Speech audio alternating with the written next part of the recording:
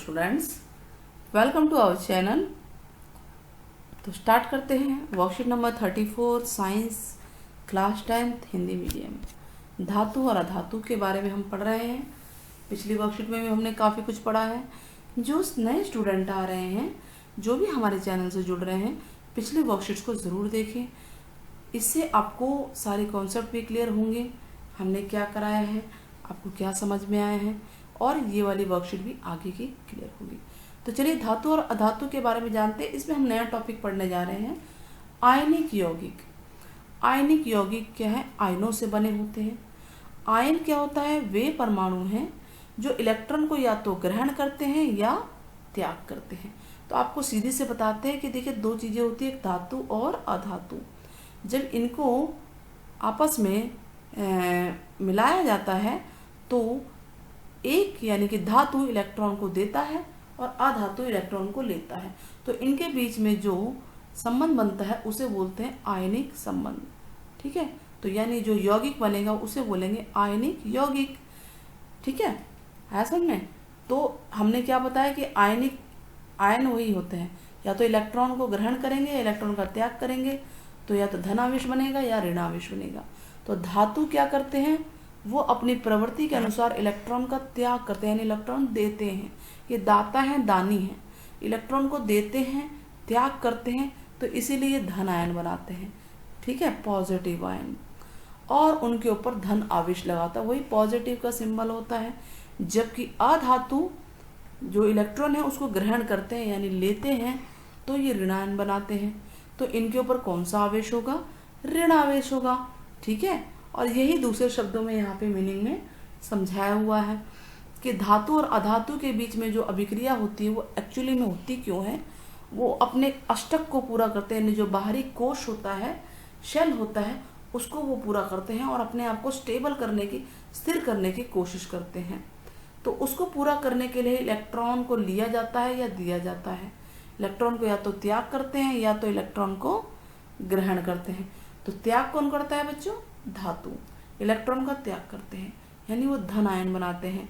और ग्रहण कौन करता है? अधातु। वो इलेक्ट्रॉन को ग्रहण करते हैं और वो ऋणायन बनाते हैं। तो इनको अपना अष्टक पूरा करना होता है, बाहरी शेल को पूरा करना होता है, बाहरी जो कक्ष होता है, स्टेबिलिटी लानी होती है, स्थिरता लानी होती है। ठीक है, तो इसलिए ये लेने और देने का काम चलता है। तो अब आगे बढ़ते हैं कि आयन यौगिक का निर्माण होता कैसे, चित्र के द्वारा देखते हैं। देखिए सोडियम क्लोराइड बनाना है हमें, तो सोडियम है धातु और क्लोरीन है अधातु। ये धातु है, ये धातु है और ये अधातु है। तो इसके बाहरी कक्ष में एक इलेक्ट्रॉन है और इसको भी एक इलेक्ट्रॉन चाहिए, तो इसने इससे ले लिया। तो सोडियम ने दिया, तो राइट में देखिए सोडियम ने एक दे दिया, तो ये एक प्लस बन गया। एक प्लस में एक लिखें चाहे ना लिखें वो आपकी मर्जी है। ठीक है, तो N प्लस लिखते हैं, और एक इलेक्ट्रॉन दिया इसने यानी कि E1 माइनस है ये, और उसी को लिखते हैं E माइनस। ठीक है, 1 माइनस का मतलब ही होता है E माइनस। और क्लोरीन ने क्या किया है? लिया है, इलेक्ट्रॉन लिया है। ठीक है, तो क्लोरीन ने लिया तो क्लोरीन पे ऋण आवेश लगेगा। देखिए माइनस का सिंबल लग रहा है ना। तो इसने लिया तो अब सोडियम का जो नया जो है ये कैटायन है, ये इसको कैटायन बोलते हैं। ठीक है, तो ये आप देखिए कि इसका पूरा अपना शेल तो पूरा हो गया क्योंकि इसने एक दे दिया और स्टेबल हो गया, स्थिर हो गया। और क्लोरीन ने भी एक ले लिया, रेड कलर का आपको दिख रहा है ना, ये क्लोरीन ने भी ले लिया और वो भी स्थिर हो गया। तो जो नया दोनों के गठबंधन से जो नया बना सोडियम क्लोराइड बना, जो कि यौगिक है सोडियम क्लोराइड। यानी सोडियम ने एक लिया है, सोडियम ने एक दिया है, क्लोरीन ने एक लिया है। तो इलेक्ट्रॉन का आदान प्रदान इस तरह से हुआ है। ये तो एक एक की कहानी थी। मान लीजिए किसी को 2 चाहिए या किसी को 1 लेना हो, 2 देना हो, किसी को 1 लेना हो। तो मैग्नीशियम क्लोरीन के बीच में देखते हैं कि मैग्नीशियम क्लोराइड कैसे बनता है। मैग्नीशियम के बाहरी कक्ष में ये देखिए 2 इलेक्ट्रॉन हैं, यानी इसको स्टेबल होने के लिए दोनों इलेक्ट्रॉन देने होंगे, त्यागने होंगे। तो इसकी जब क्लोरीन के साथ अभिक्रिया हुई तो क्लोरीन को तो एक ही चाहिए था, तो ऐसे 2 क्लोरीन की जरूरत पड़ेगी, एक इसको दे दे, एक इसको दे दे। तो एक इसको इसने इलेक्ट्रॉन दे दिया, एक इसको दे दिया, तो ये हो गया देखिए यह लिखा है ना 2+, यानी कि मैग्नीशियम ने 2 इलेक्ट्रॉन दे दिए तो 2+ हो गया। 2 इलेक्ट्रॉन लिखे तो इसको हम लिखेंगे 2E-, ठीक है। ऐसे क्लोरीन ने 2 इलेक्ट्रॉन लिए हैं तो क्लोरीन को लिखेंगे, क्योंकि वो 2 क्लोरीन थे तो सबने दोनों ने 1-1 लिया तो हमने 1- लिखा है, ठीक है। तो इसको हम ऐसे लिखेंगे 2Cl1-, क्योंकि ये 2 क्लोरीन थे इसलिए आगे 2 लगा, 1- हो, या आप इसको बोल सकते हैं 2Cl-, सीधे 1 को लिखने की ज़रूरत नहीं होती है, ठीक है। 1 के अलावा अगर कुछ और है, कुछ भी है, 2 है, 3 है, तो आप उसको लिख सकते हैं।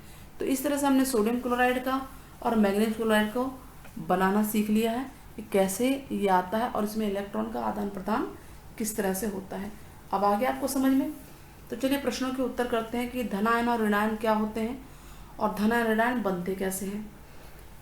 तो इसमें आप कोई सा भी एक चित्र दिखा सकते हैं, मर्जी है आपके, चित्र द्वारा भी दिखा सकते हैं। तो बताएंगे धातु अपनी प्रवृत्ति के अनुसार इलेक्ट्रॉन को त्यागते हैं तो ये धनायन बनाते हैं और उन पे धन आवेश होता है। एक या एक से अधिक इलेक्ट्रॉन त्याग कर धनात्मक आयन बनाते हैं। ध्यान रहेगा, तो ये 1 इलेक्ट्रॉन या 2 इलेक्ट्रॉन या 3 इलेक्ट्रॉन त्याग सकते हैं। उसके बाद 4 जैसे देखिए कार्बन का होता है तो उसमें लेने देने की दोनों प्रवृत्ति होती है। फिर आता है 5, 6, 7। अगर बाहरी शेल में 5, 6 या 7 इलेक्ट्रॉन है तो वो देगा नहीं, क्योंकि देना इतना आसान नहीं होता 5 इलेक्ट्रॉन को, 6 इलेक्ट्रॉन को, 7 इलेक्ट्रॉन को, ठीक है। तो जो ये धातु होते हैं इनके बाहरी कक्ष में 1, 2 या 3 इलेक्ट्रॉन होते हैं और ये इनको त्याग करके धनात्मक आयन बनाते हैं। आप कोई सा भी एग्जाम्पल लिख सकते हैं, मैग्नीशियम आया था ना ऊपर, सोडियम, जो भी धातु है उसका आप नाम लिख लीजिए। अब ऋणायन क्या होते हैं कि जो अधातु हैं वो इलेक्ट्रॉन को ग्रहण करते हैं, जब कोई देगा तो कोई दूसरा लेगा भी ना, तो ये ग्रहण करते हैं तो इनके ऊपर ऋण आवेश लगता है जो हमने ऊपर देखा।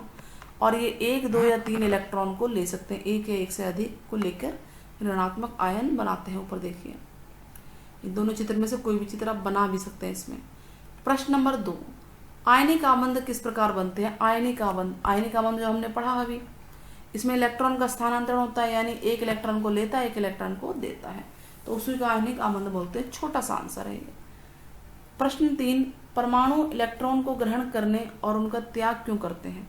मतलब इलेक्ट्रॉन को क्यों ग्रहण करते हैं और क्यों त्याग करते हैं। कारण तो यही है ना, ग्रहण कर रहे हैं, त्याग कर रहे हैं। क्वेश्चन हम बोल रहे हैं क्यों करते हैं, तो हम आपको बता देते हैं कि जो उनके निकटतम उत्कृष्ट गैस होती है, यानी नोबल गैस होती है, जिसका शेल पूरा भरा हुआ होता है, उसको जरूरत नहीं होती लेने देने की कोई भी इलेक्ट्रॉन, तो उसके ये स्टेबिलिटी प्राप्त करने के लिए, उसके अपने निकटतम गैस की स्टेबिलिटी प्राप्त करने के लिए जो परमाणु है इलेक्ट्रॉन को या तो ग्रहण करता है या त्यागता है। तो ध्यान रहे, स्थिरता प्राप्त करने के लिए इसको जो बाहरी शेल है उसको स्थिर बनाना है, तो यानी पूरे परमाणु को अपने आप को स्थिर बनाना है, या ये बोल दें कि निकटतम उत्कृष्ट गैस है उसके बराबर हमें विन्यास को प्राप्त करना है, इलेक्ट्रॉनिक विन्यास। इलेक्ट्रॉनिक विन्यास क्या होता है बच्चों, जैसे अब देखिए यहाँ पे आप देख रहे हैं सोडियम का कितना है, अब ये देखिए 2 है, साथ में 8 है और ये 1 है, तो आप लिखेंगे 2,8,1, ठीक है। और क्लोरीन का क्या है, 2 है पहले कक्ष में, दूसरे में 8 है, 2,8 हो गया और तीसरे में 7 है, यानी टोटल हो गया 17, 2 और 8 10 और 7 17, तो इसी बोलते हैं उसको इलेक्ट्रॉनिक विन्यास, उसको पूरा करना होता है। क्वेश्चन नंबर 4, क्वेश्चन देख लेते हैं पहले। इस कथन को स्पष्ट करना है, पहले कथन बताइए कि सही है कि गलत है। ये क्वेश्चन थोड़ा उल्टा दिया हुआ है, पहले क्वेश्चन ये होना चाहिए क्या कैल्शियम ऑक्साइड एक आयनिक यौगिक है, फिर स्पष्ट करें।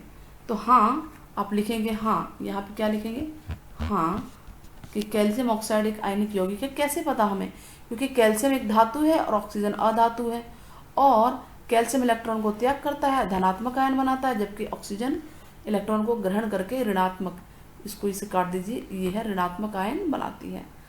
तो हम इसको कैसे लिखेंगे, हम इसे लिखेंगे कैल्शियम ने 2 इलेक्ट्रॉन दिए तो 2+ लिखेंगे, जितने देंगे उतने प्लस यहाँ लिखते हैं धातु के साथ, तो यहाँ पे जितने इलेक्ट्रॉन दिए प्लस में यहाँ लिख देंगे 2 इलेक्ट्रॉन गायब हो गया, यानी इसने त्याग कर दिया। ऐसे ऑक्सीजन ने 2 लिए हैं तो 2- हो गया, यहाँ पे दिख रहा है 2E-, और जब ऑक्सीजन जो बनेगा वो बनेगा 2 नेगेटिव का यहाँ पे सिंबल लगेगा। तो इस तरह से हमारे ये देखिए क्वेश्चन चारों होगा, स्क्रीन पे है आपके, ठीक है। क्वेश्चन नंबर 5 देखते हैं, इलेक्ट्रॉन स्थानांतरण द्वारा सोडियम क्लोराइड के निर्माण की व्याख्या। तो ये सोडियम क्लोराइड है ये बच्चों, इस पूरे को आपको बता दीजिए क्वेश्चन नंबर 5 में, काम खत्म है आपका, सिर्फ चित्र बनाइए और समझा दीजिए। तो इस तरह से वर्कशीट पूरी होती है। आपको बताना है। आप वर्कशीट में आप जरूर कमेंट में बताइएगा कि धनायन क्या होते हैं और ऋणायन क्या होते हैं। ठीक है, आपके कमेंट का इंतजार रहेगा। नेक्स्ट वर्कशीट हम जल्दी लेके आएंगे बच्चों। ऐसे ही हमारे चैनल से बने रहिए, शेयर कीजिए, सब्सक्राइब कीजिए, लाइक कीजिए, ज़्यादा से ज़्यादा बच्चों में शेयर कीजिए ताकि वो लोग भी हमसे जुड़ें।